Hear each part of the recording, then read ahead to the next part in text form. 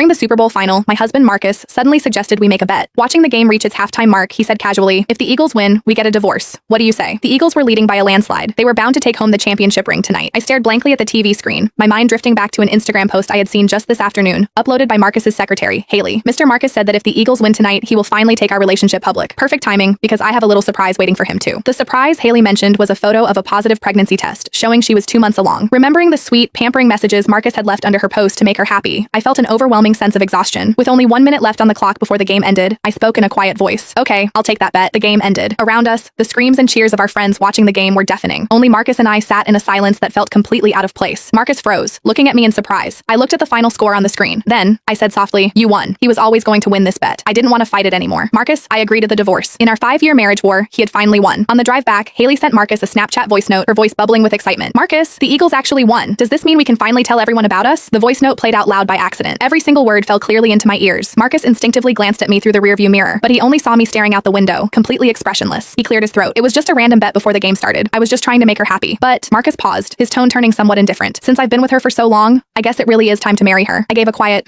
"Have your lawyer draft the papers." Seemingly not expecting me to agree so easily, Marcus was slightly taken aback. Then he said, "There's no need to rush it like this." I met his gaze calmly. "We wouldn't want to delay your big announcement. It's better to sign the papers as soon as possible." After all, she's been waiting quite eagerly. I wasn't lying. Haley had been with him for 3 years, but she had never gotten the chance to show him off publicly. As long as Marcus and I were married, he couldn't bear to let Haley be labeled a homewrecker. Marcus stared at my face, trying to read my expression, but I was too exhausted. I just closed my eyes. I didn't want to say another word. As we neared the house, Marcus suddenly said, "The power went out at Haley's place. She's terrified of the dark. I need to go over and keep her company." "Okay, just drop me off at the next intersection," I said, not even looking at him. I was already too used to this. Marcus hesitated. Only after I stepped out of the car did he say, "I might not come back tonight." I nodded, my face completely calm. "Okay." After Marcus's car drove away, I stood on the sidewalk for a while. My phone buzzed. It was a Snapchat message from my best friend Amber. "Did you and Marcus leave early? I can't find you guys at the party." Marcus had hesitated for a long time about coming to this game tonight. Maybe out of guilt, or maybe remorse, he had still ended up coming with me. I replied to Amber, "Yeah, we're getting a divorce." Amber replied instantly. "Because of Haley? Why won't that girl just disappear? She's just a secretary." Has Marcus lost his mind? Maybe he had. I didn't know when things had started to change between Marcus and me. When did it begin? Probably when his work got too busy, and we talked less and less. He stopped sharing the funny little details of his day with me. His replies to my messages took longer and longer. Strangely, the thought of divorce didn't make me sad. Instead, I felt a weight lifting off my shoulders. We had known each other for 8 years and been married for 5. This marriage, which had kept me awake for countless painful nights, was finally coming to an end. Just then, a voice note from Marcus came through. "Go to bed early." Marcus always had this habit of slapping me first and then giving me a sweet treat. I was used to this way of living too. Back home, I collapsed onto the couch, feeling drained. I stared numbly at the empty house. I don't know how much time passed before my phone lit up again. It was a notification for an Instagram update from Haley. I clicked on it. It was her relationship hard launch post. "Congrats to the Eagles for winning the championship. Mr. Marcus won his bet. Family of 3, finally together." The photo showed 2 hands overlapping on top of a pregnancy report. My hand automatically drifted to my own stomach. My own medical report from yesterday's checkup was still sitting in my purse. 4 weeks pregnant. It was my second pregnancy.